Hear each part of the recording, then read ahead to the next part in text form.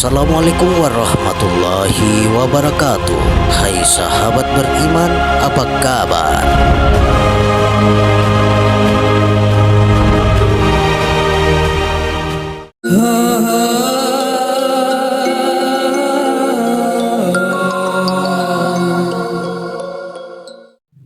Lam Jalalah adalah simbol lam kembar dalam tulisan Allah. Aku alif Allah, masukku kepada lam Jalalah, lenyapku di khairullah, hilangku kepada la ilaha illallah Muhammadar Rasulullah. Sahabat beriman yang dirahmati oleh Allah Subhanahu wa Ta'ala, kali ini kami akan membuka apa itu lam Jalalah. Lam Jalalah itu sendiri singkatan dari la haula wala quwata illa billah, yang berarti tidak ada daya dan upaya dan tidak ada kekuatan kecuali dengan bantuan Allah. Sedangkan Jalalah itu sendiri adalah kebesaran Allah, maka lam Jalalah adalah lambang kebesaran Allah. Di dalamnya terkandung rahasia asma Allah Al-Jalal yang berarti maha tinggi dan Al-Jalil yang berarti yang maha agung dan mulia. Allah Subhanahu wa Ta'ala berfirman, Allah mempunyai asmaul husna, nama-nama yang agung yang sesuai dengan sifat-sifat Allah Subhanahu wa Ta'ala. Maka bermohonlah kepadanya dengan menyebut asmaul husna. Surah Al-A'raf ayat 180. Rasulullah Shallallahu Alaihi Wasallam bersabda, la haula wala quwata illa billah adalah salah satu dari sekian banyak perbendaharaan surga. Hadis riwayat An-Nasa'i. Abu Sar Al-Ghifari berkata, aku dibimbing olehnya untuk selalu mengucapkan la haula wala quwata illa billah, yakni tidak ada daya upaya dan tidak ada kekuatan kecuali dengan bantuan Allah. Karena kalimat ini adalah simpanan perbendaharaan yang diletakkan di bawah arsy Allah. Hadis riwayat Ahmad. Karena banyaknya perselisihan dalam umat Islam itu sendiri, maka simbol lam Jalalah menjadi usang dimakan waktu. Banyak dari kita tidak mengetahui dan tidak mau tahu. Sebenarnya umat ini telah mendapatkan warisan spiritual yang dengannya tidak perlu mengeluarkan belanja sepersen pun. Simbol ini hanya satu-satunya karena itu adalah sifatnya yang Maha Esa. Dengannya kita mendapatkan nikmat dan anugerah yang tiada terkira. Lam Jalalah adalah pecahan daripada rahasia Allah, Adam dan Muhammad. Dikatakan lam Jalalah mempunyai banyak kegunaan, yang diantaranya adalah boleh digunakan untuk memagar kawasan daripada seberangan kesaliman zahir dan batin, boleh digunakan untuk mengikat makhluk halus, boleh digunakan untuk mengunci pergerakan musuh, boleh digunakan untuk memukau lawan, boleh digunakan untuk mengunci dan membuang penyakit, boleh digunakan untuk memulihkan santau, boleh digunakan untuk pagar diri dari seberangan kesaliman orang dan makhluk yang hasad, dan macam-macam lagi. Ada satu kunci lam Jalalah, yaitu iman dan takwa, ikhlas dan ridho. Kebanyakan yang mengamalkan lam Jalalah kepada makhluk halus dan sebagainya, lebih kepada urusan duniawi, tetapi lupa bahwa lam Jalalah sepatutnya digunakan untuk membersihkan diri sendiri daripada sifat-sifat masmumah. Inilah inti utama pelajaran lam Jalalah. Nafas lam Jalalah, yang sebenar-benarnya aku itu nyata pada dirimu, kepada sifat yang disifatkan, maka karamkanlah dirimu dalam lautan tidak bertepi itu. Niscaya yang ada bukan lagi engkau atau akumu, tetapi aku Zat yang melahirkan segalanya.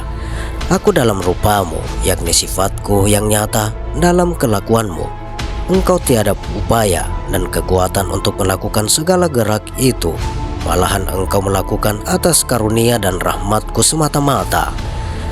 Kenapa engkau masih merasa ada kewujudan dalam hidup ini, sedangkan wujud itu adalah aku semata-mata? Yang mengerjakan kelakuanmu itu adalah aku atas kodrat dan iradatku. Yang menentukan waktu pun aku.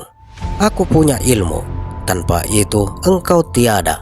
Aku sengaja menyatakan diriku padamu dan aku memuji diriku di atas lidahmu. Jangan sekali-kali ada rasa di dalam hatimu bahwa engkau mempunyai kemampuan untuk memujiku. Ketahuilah bahwa engkau adalah hambaku yang fakir, berhak menerima pemberianku dengan kasih dan sayangku. Akan aku persembahkan sedikit rahasia tentang diriku padamu. Sebenarnya lafaz alif lam lam ha mengandungi 1001 rahasia tersirat. Hanya yang mengaji dan mengkaji jualah yang mengerti rahasia sebenarnya. Kata para wali dan alim ulama bahwa lafaz Allah inilah yang sebenar-benarnya rahasia terletak ia di dalam dirimu. La atau lam alif ucapan bagi tubuhmu menjaga kulit dan bulungmu, qalbi kepada Baitullah. Ilaha atau alif lam alif ucapan bagi nyawamu penjaga urat dan tulangmu, qalbi kepada arsy. Allah alif lam lam ha ucapan kepada rahasiamu penjaga urat dan sumsummu, qalbi kepada Allah. Tarik nafas guna hidung dengan kalimat hu, kemudian tahan di saat menahan bacaan dalam hati kalimat ini. Usolli lam jalala ruh, aku ruh Allah, rahasiaku rahasia Allah, kedudukanku menghadap kiblat Baitullah. Allahu la ilaha illallahu Muhammadur Rasulullah. Baca sebanyak 3 kali. Kemudian hembuskan nafas dengan mulut dengan kalimat Allah. Amalkan 2 kali dalam 24 jam, siang 1 kali dan malam 1 kali. Alif itu adalah ahdiyasat, la ta'ayun pun aku, sirullah pun aku juga. Inilah asal niat yang tiada huruf dan tiada suara. Inilah usolli, artinya aku sifatnya nafsi wujud. Adapun alif itu dalil menyatakan makna saat, martabat insan dan ahdiyah. Dengan kebesaran alif ini maka jadilah lam, yakni dengan kebesaran dan kekayaan sifat saat, artinya esa pada pihak tansir. Lam awal atau alif di atas. Adapun alif di atas itu dalil menyatakan sifat huruf alif di atas, maka jadilah lam awal. Makanya sifatku semata-mata, martabatnya wahdah, yakni ta'ayun awal, artinya nyata aku yang pertama, yakni tajalli sifatku Allah menjadi Nur Muhammad, ain sabita, wujud idhafi, insan kamil pun aku juga, menanggung namanya Allah. Inilah asal yang sebenarnya sifat ma'ani. Lam akhir atau alif di bawah. Adapun alif di bawah itu dalil menyatakan asmaku. Huruf alif di bawah menjadi lam akhir, makanya asma martabat wahidiyah yang bernama Allah, yakni ta'ayun tsani. Artinya nyata kedua, maka tajalli ruh Adam dengan kebesaranku. Kelimpahan ruh inilah menjadi tubuh Adam daripada huruf alif di atas. Maka huruf ini maknanya sat alif di atas, maka jadilah lam awal. Makanya sifat alif di bawah, maka jadilah lam akhir. Makanya asma alif di depan, maka jadilah makna af'al. Maka 4 huruf itu adalah 4 sifat alif lam, lam ha. Pertama ruh jasmani, yaitu tubuhku, yakni diri tajalli. Kedua ruh ruhani, yaitu hatiku, yakni diri terperi. Ketiga ruh idofi, yaitu nyawaku, yakni diri yang terperi. Keempat ruh al-Quddus, yaitu rahasiaku, yakni diri yang wujud. Maka adapun nama Allah itu jadi tubuh padamu, tubuh kepada Allah itu jadi hati padamu, hati kepada Allah itu jadi nyawa kepadamu, nyawa kepada Allah itu jadi rahasia kepadamu.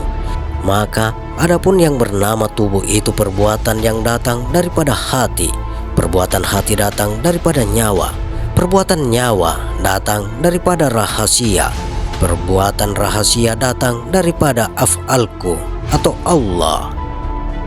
Maka adapun yang bernama mata itu ialah untuk melihat, dan orang yang melihat itu tempatnya pada mata hati, pada jantung.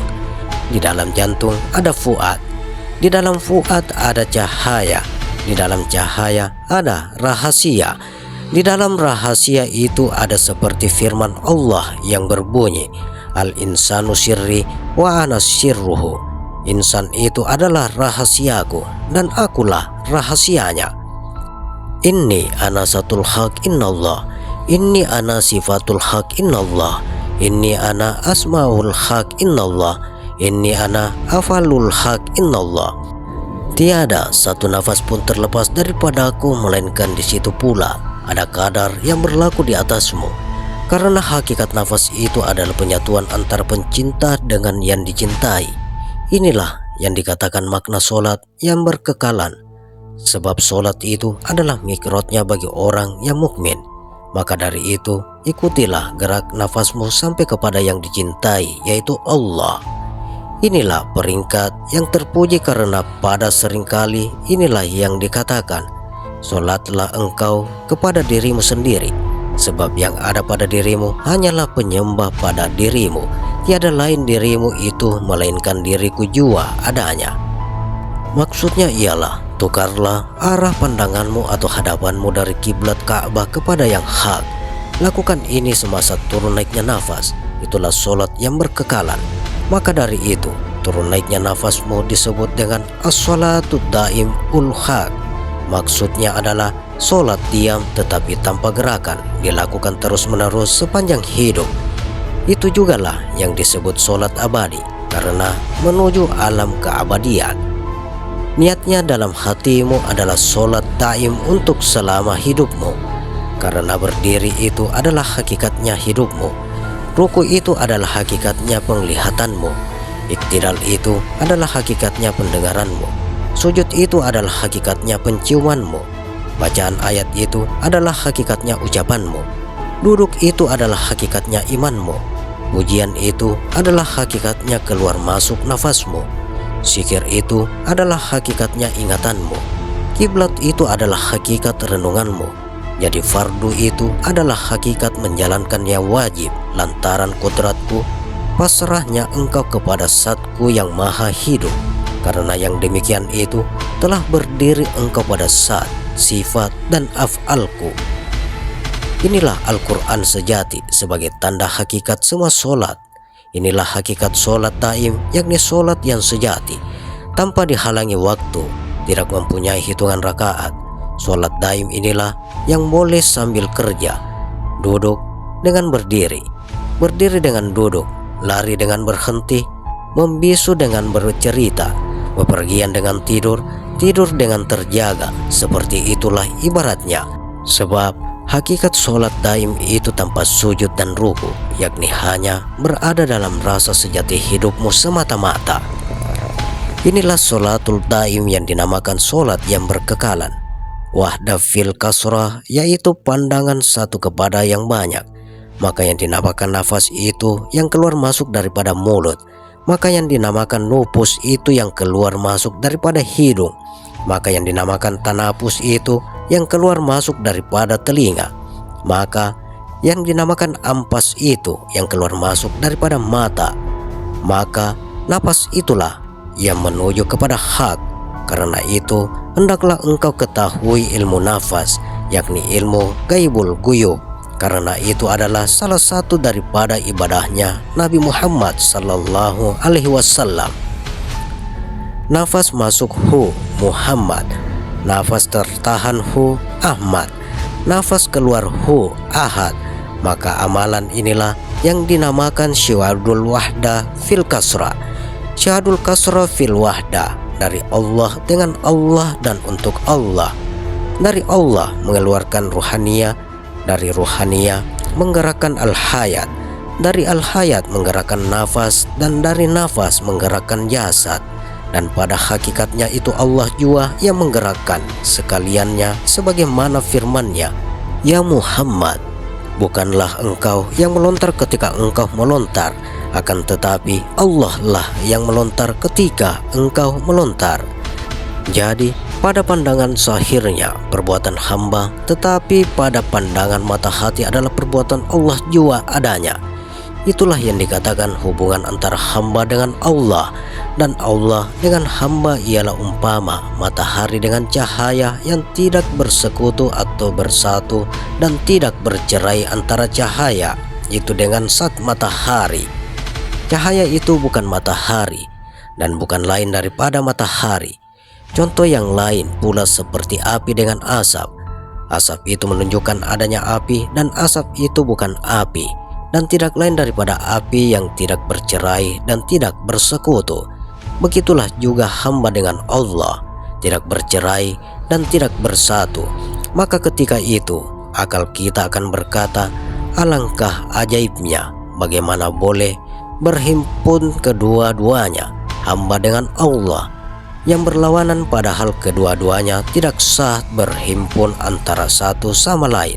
Sebagaimana diisyaratkan Nabi, artinya tidak bercerai antara nafi dan isbat. Siapa yang menceraikan kafir, siapa yang menyatukannya kufur. Kata pepatah, tak kenal maka tak cinta, tak cinta maka tak dekat maka tak belajar maka tak mengerti maka tak paham maka tak mengetahui maka tak berkata maka tak merasa maka lenyaplah manusia. Karena rasa dirasa adalah sama, tidak terpisah dari dahulu kala, hanya nafsu menutup pintunya. Sungguh dia telah lama bertahta di sana, dicarinya dia jauh di balik gunung, tidak disadari dirinya meraung, menjerit-jerit minta ditenung, supaya bertemu kekasih yang dikandung. Berikutnya, kesempurnaan diri.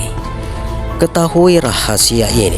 Barang siapa tidak mengetahui tentang ilmu pernafasan, maka dia tidak akan mengetahui syahadat, istinja, janub, dan janabat.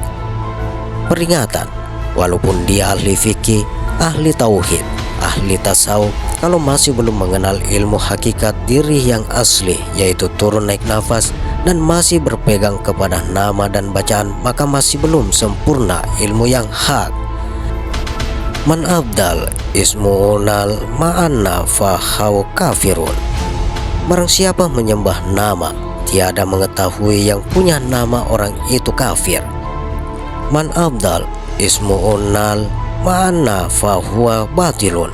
Barang siapa menyembah nama tiada mengetahui nama, hukumnya batil, yaitu sia-sia belaka.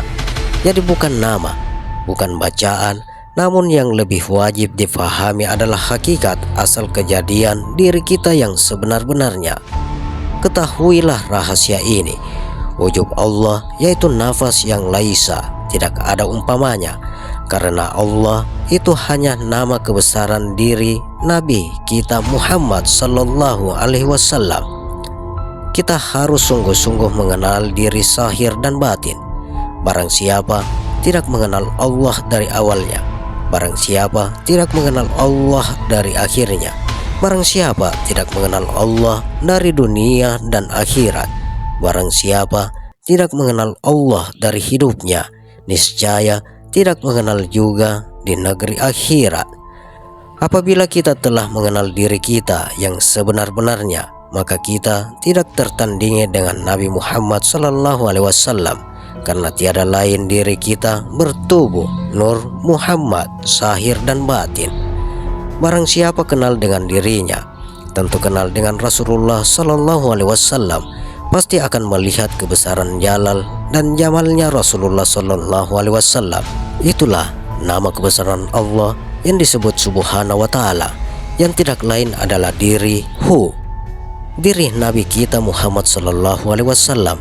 Itulah yang sebenarnya laisa bernama wajibul wujud.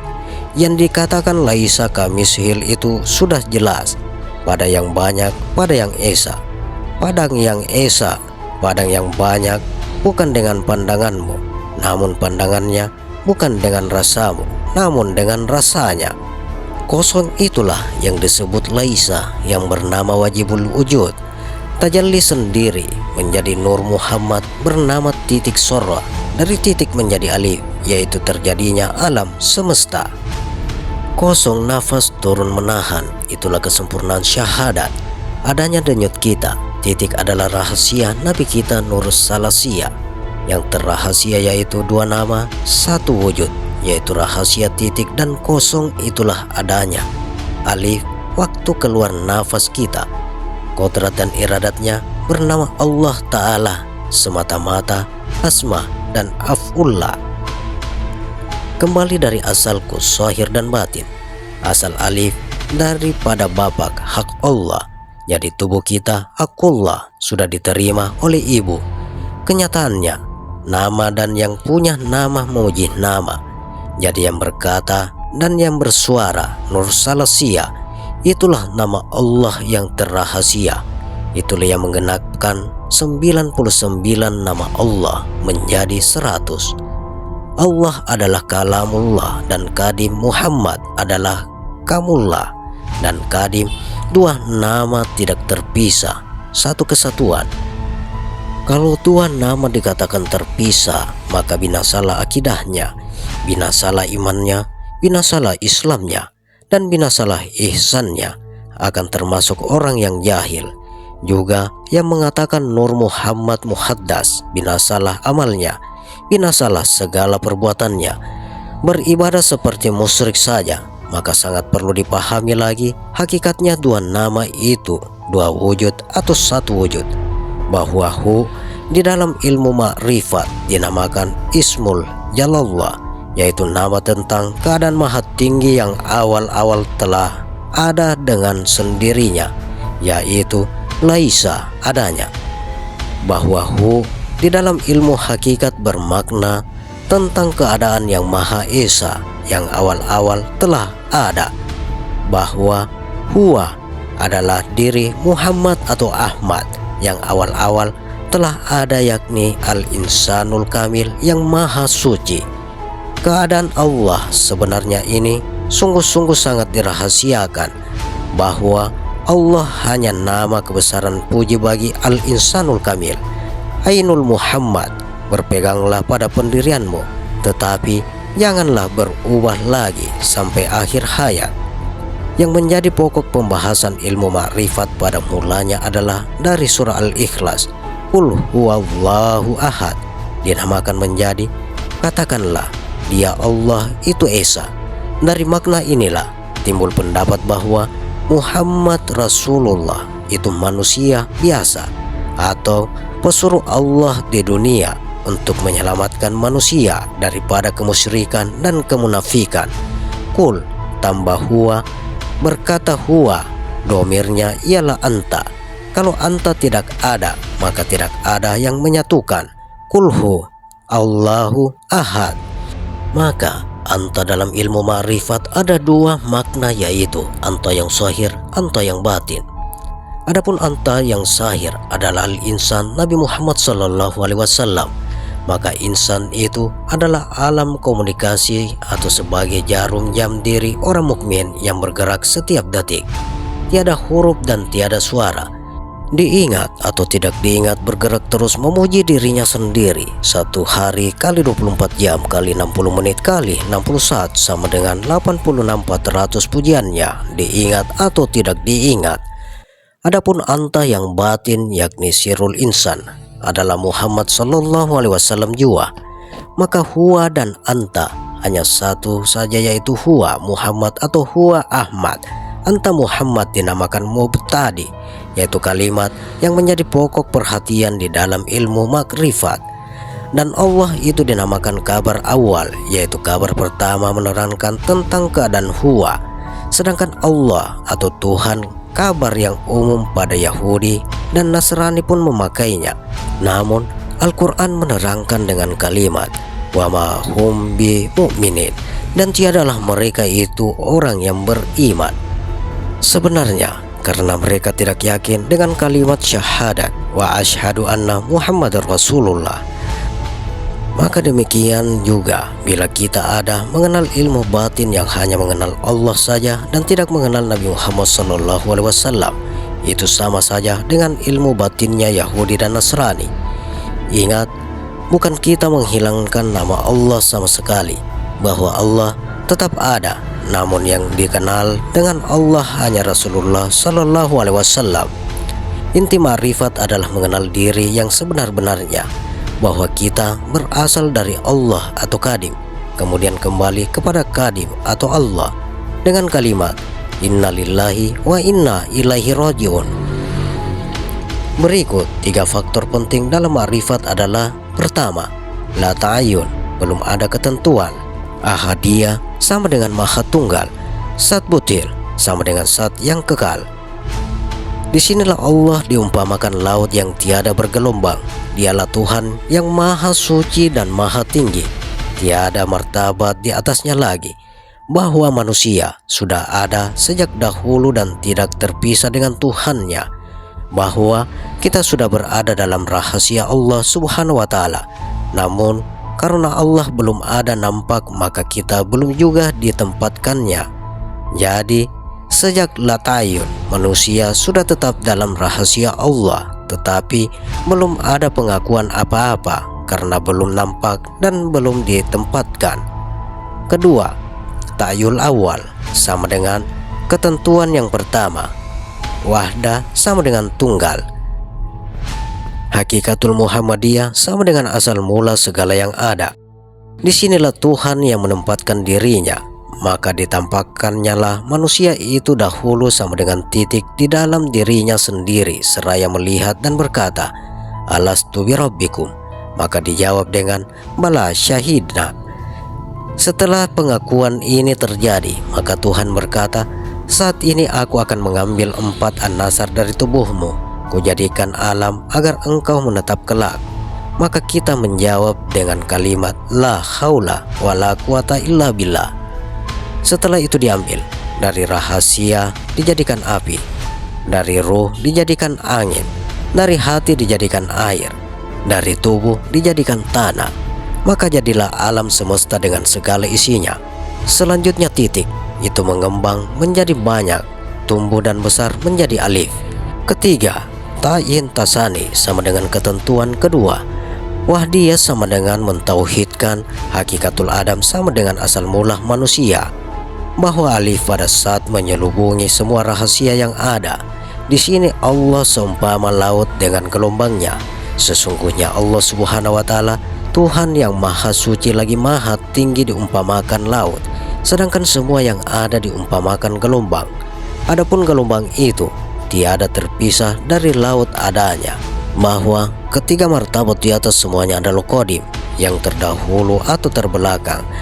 Hanyalah sebutan saja, bukan karena waktu.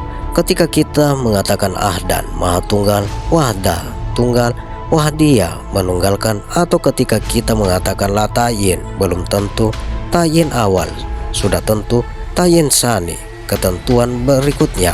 Maka ketiga martabat itu semua adalah qadim, sedangkan yang awal dan yang akhir hanya perkataan saja, bukan karena waktu, namun karena sesungguhnya laut yang tiada bergelombang. Di situ juga terdapat satu gelombang atau titik, maka dari titik itu berkembang menjadi banyak. Itulah yang dinamakan alif.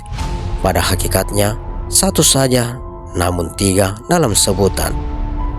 Mengertilah akan hal ini, betul-betul jadikan dasar pegangan dalam hati sanubari, bahwa tiada terpisah kita dengan Allah Subhanahu wa Ta'ala.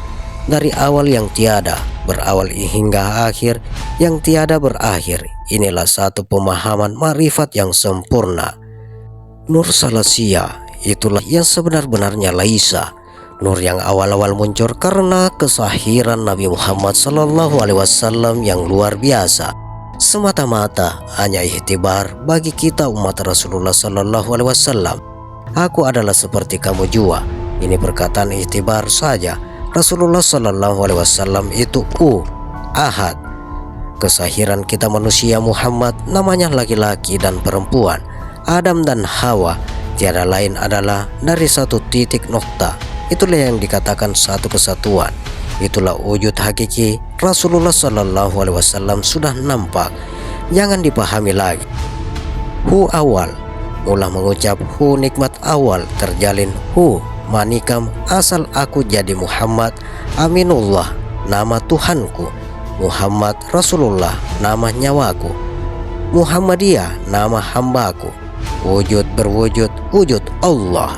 Muhammad, mim sama dengan wa mil'ul awwalu yadkhulun nar siha. Ha sama dengan wal ha ul yadkhulu ala sohiri.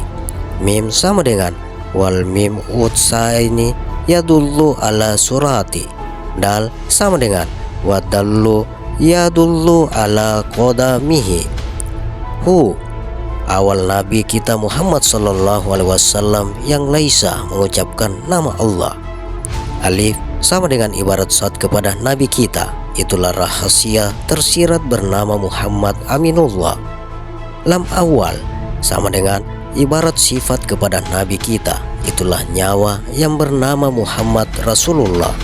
Lam akhir ibarat asma kepada Nabi kita, itulah hati yang bernama Muhammad Nurani.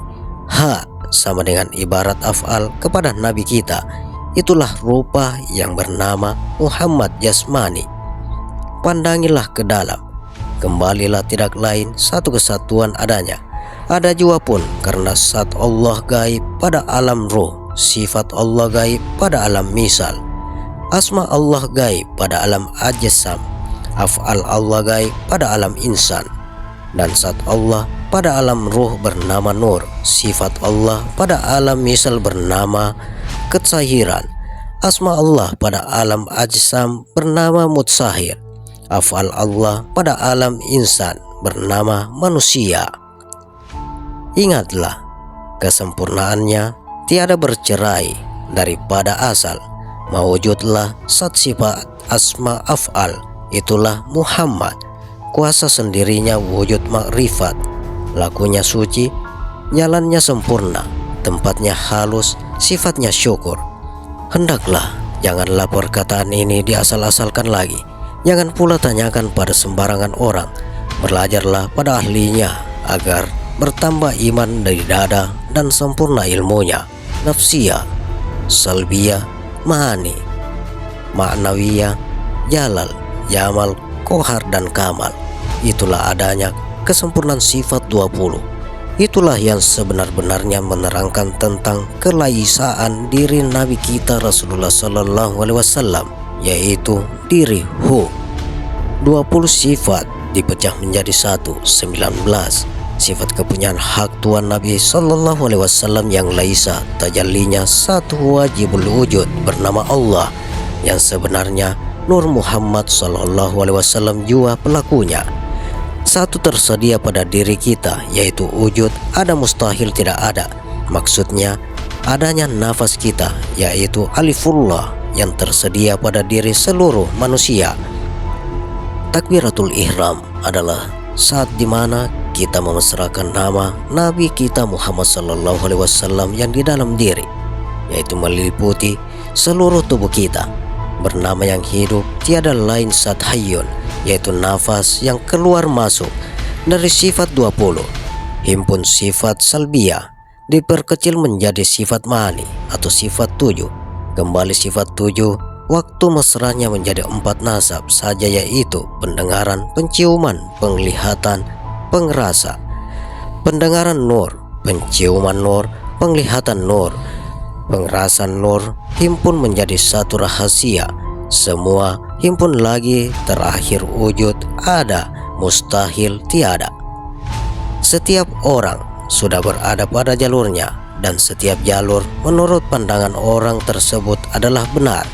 Ini tidak berbicara salah dan benar, karena setiap orang pasti akan memandang lurus pada jalur yang lain dilaluinya. Adanya jalur karena adanya kehidupan. Berpegang kepada hidupmu, hidup itulah nyawa. Nyawa itu Muhammad. Jangan engkau ragu dengan jalurmu. La ilaha illallah. La sama dengan hidup, ilaha sama dengan ruh, illah sama dengan nafas, Allah sama dengan nyawa. Demikian sahabat yang dimaksud dengan lam jalalah. Bagaimana pendapat Anda? Silakan share pendapat menarik Anda pada kolom komentar. Semoga video ini bermanfaat dan bisa menambah keimanan dan ketakwaan kita kepada Allah Subhanahu wa Ta'ala. Terima kasih untuk sahabat yang telah menonton video ini. Sampai berjumpa kembali di video berikutnya. Wassalamualaikum warahmatullahi wabarakatuh.